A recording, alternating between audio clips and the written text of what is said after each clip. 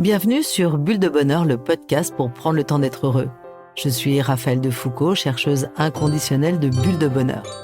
Ce podcast est propulsé par 2 minutes de bonheur et publié tous les jeudis.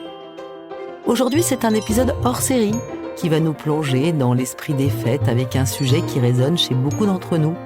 Comment éviter les tensions familiales pendant la saison des fêtes et spécialement à Noël. Écoutons pour commencer ce que pensent les membres de l'équipe de 2 minutes de bonheur à propos de Noël. Et ensuite, je vais vous proposer quelques conseils et des moyens pour éviter toutes ces tensions. Oh là là, mais qu'est-ce que ça me chicote! Je suis Astrid, responsable des opérations spéciales chez 2 minutes de bonheur. À Noël, les disputes semblent inévitables parfois.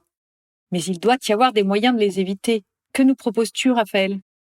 Moi, Julie, community manager à 2 minutes de bonheur, à Noël, dans ma famille, on se dispute trop souvent. Je suis sûre qu'il y a des moyens pour les éviter. Que nous proposes-tu, Raphaël? Constance de l'équipe éditoriale de Bulle de Bonheur. À Noël, je suis toujours déçue par les cadeaux de mon chéri. C'est souvent des idées pourries, à côté de la plaque. Raphaël, comment faire pour que malgré la déception, je passe une bonne journée sans faire la gueule? Alors vous en conviendrez tous, les fêtes de Noël en famille sont souvent une période spéciale et chaleureuse, marquée par plein de traditions, des célébrations et des moments précieux passés avec ceux qu'on aime. Dans notre inconscient positif, nous avons tous envie d'un Noël en famille avec plein d'occasions pour se connecter, de partager des moments spéciaux et de créer des souvenirs durables. Mais voilà, chaque famille aborde Noël à sa manière, en intégrant ses propres traditions et parfois, aïe aïe aïe, Noël ravive immanquablement de vieilles rancunes.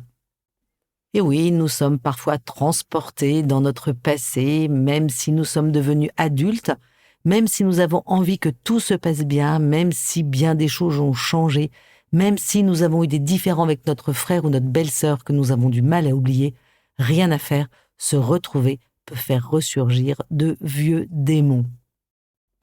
Nous pouvons aussi être particulièrement agacés par la manière de vivre de certains, et puis surtout, nous pouvons aussi avoir des traditions extrêmement différentes dans la manière de célébrer Noël.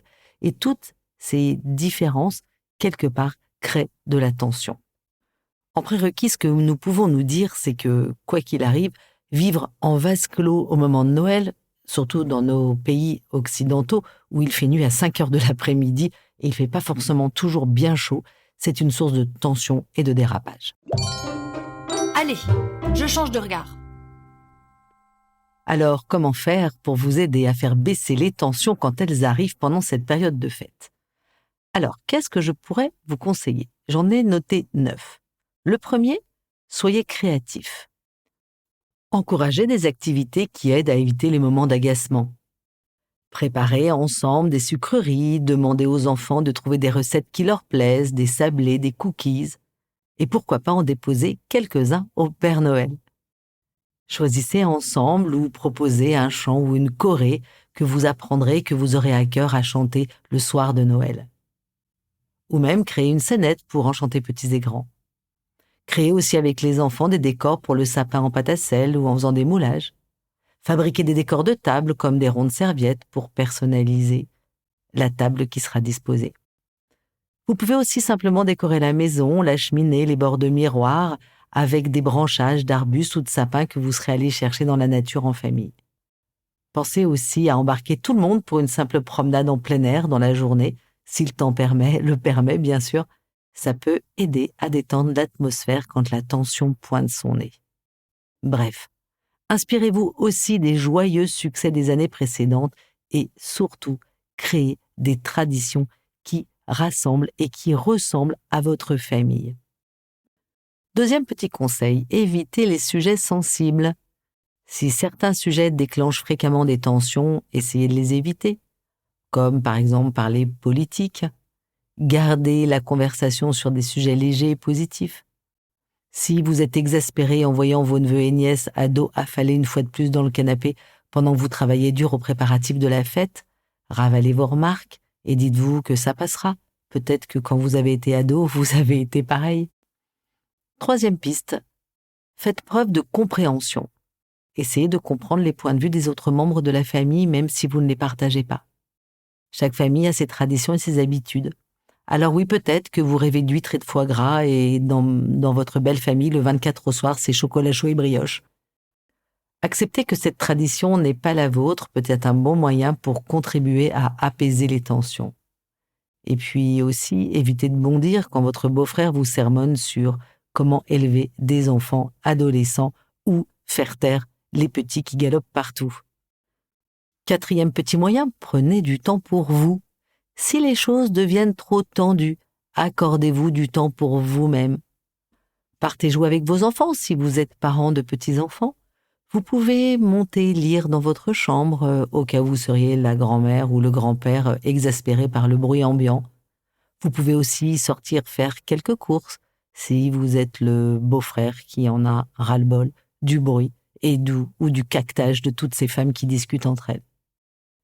Il est aussi important de prendre du recul pour éviter les conflits inutiles. Vous pouvez aussi rire quand votre mère vous explique comment faire cette recette de pudding que vous connaissez par cœur. 5e idée, gardez des attentes réalistes. Les attentes élevées peuvent conduire à la déception. Acceptez que les réunions familiales ne soient pas toujours parfaites et soyez prêts à faire preuve de souplesse. Rappelez-vous, vouloir changer ses parents ou ses beaux-parents est juste pas possible.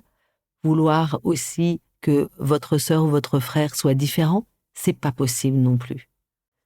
Et puis surtout, souvenez-vous que la déception, c'est la différence entre les attentes et la réalité. 6e piste, partagez les responsabilités. En amont des vacances, sollicitez l'aide des autres membres de la famille, qui apportent quoi. Il est toujours possible de glisser dans sa voiture une boisson, des bonbons ou autre friandise. Qui offre quoi à qui? Si vous êtes nombreux, vous pouvez faire un tirage au sort pour les cadeaux en définissant un budget à la portée de toutes les bourses. Une fois tous réunis aussi, ou autour d'une visio en amont, vous pouvez décider ensemble du menu du jour J et puis qui va s'occuper de quoi. Et ça peut se faire autour d'un goûter ou d'un apéro, mais quoi qu'il arrive, autour d'un moment festif. 7e idée, utilisez l'humour. L'humour peut être un excellent moyen de désamorcer les tensions. Évitez toutefois les blagues susceptibles d'offenser, comme rire des rondeurs post-grossesse de votre belle-sœur ou sur les lunettes de presbyte que porte votre cousin qui a la cinquantaine. Optez pour des formes d'humour légères ou riez de vous-même, c'est aussi un des meilleurs moyens. 8e idée, la gratitude. Encouragez une attitude de gratitude envers ce que chacun apporte à la réunion familiale. Parce que tout le monde apporte quelque chose. Félicitez l'un pour sa tenue, remerciez l'autre pour son attention, encouragez le plus petit devant ce qu'il fait, émerveillez-vous devant la beauté de la table. Cela contribue réellement à créer une atmosphère positive et détendue, et en plus de ça, la gratitude est souvent bien contagieuse. Vous pouvez aussi jouer à 2 minutes de bonheur ensemble, c'est une idée particulièrement appropriée et propice à ce genre de réunion. Une dernière source de tension que j'aimerais aborder avec vous aujourd'hui, c'est que faire si vous êtes déçu du cadeau de votre chéri? Essayez d'éviter de montrer immédiatement votre déception. Pensez au mal qu'il ou elle s'est sans doute donné pour vous plaire. Même si le cadeau ne correspond pas à vos attentes, remerciez-le ou remerciez-la sincèrement pour son geste. Montrez votre appréciation pour l'effort mis pour vous faire plaisir. Par contre, évitez de sortir votre déception à l'occasion de la prochaine dispute. Il ne s'agit pas de la ravaler, il s'agit de l'accepter en fait. Si votre chéri vous demande directement ce que vous pensez du cadeau, ne mentez pas. Cependant, essayez d'être diplomate dans votre réponse. Vous pouvez dire quelque chose comme « c'est une idée intéressante, j'y avais pas pensé » ou « c'est vraiment attentionné de ta part ». Gardez à l'esprit que le cadeau est un geste symbolique et qu'il ne définit pas la valeur de la relation. Il peut y avoir diverses raisons pour lesquelles le cadeau ne correspond pas à vos attentes. Et il est important de ne pas surinterpréter la situation. Chacun a une sensibilité différente face au cadeau. Pour certains, la culture du cadeau est ancrée familialement.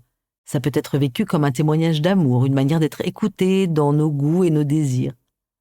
Pour d'autres, ils n'ont pas la même importance, le cadeau sera spontané et lié à une opportunité. Alors que faire? Le conjoint qui manque d'inspiration peut être guidé par une liste. Le choix peut se porter aussi sur des cadeaux de couple, un spa à deux, un week-end dans un endroit de charme, 2 places pour un spectacle, ou simplement se réjouir que l'autre ait pensé à vous-même, même si ce n'est pas le cadeau de vos rêves. Et si dans un couple, les cadeaux sont un problème, une chose est sûre, c'est offrez-vous le cadeau d'en parler. Et hop, je me lance. Une chose est sûre, c'est que c'est important que vous vous fassiez confiance, parce que vous êtes plein de ressources pour trouver des idées et surtout avoir l'envie que tout se passe bien et bien la meilleure de vos forces. En fin de compte, l'objectif est de favoriser des interactions positives et de créer des souvenirs joyeux pendant cette période de Noël. Avec un peu de compréhension, de patience et de planification, vous allez passer certainement un merveilleux Noël. La petite mousse de la semaine est poétique. C'est Guillaume Apollinaire qui nous la souffle. Et il nous dit, c'est Noël, il est grand temps de rallumer les étoiles. Alors à vous de jouer, chers auditeurs. La carte de 2 minutes de bonheur vous demande ce que vous aimeriez rallumer comme étoile cette année. Oh là là, que de belles lumières en perspective. En attendant d'admirer toutes ces belles étoiles que vous allez rallumer, je vous souhaite un très très joyeux Noël. Merci pour votre écoute. Si vous avez aimé, dites-le nous avec 5 étoiles.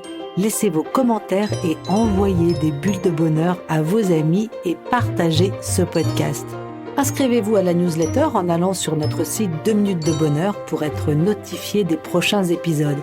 C'est aussi très facile de nous trouver sur les réseaux sociaux, Facebook et Instagram. Il suffit de chercher 2 minutes de bonheur. Bulle de bonheur est propulsée par 2 minutes de bonheur, des outils pour créer du lien et prendre le temps d'être heureux.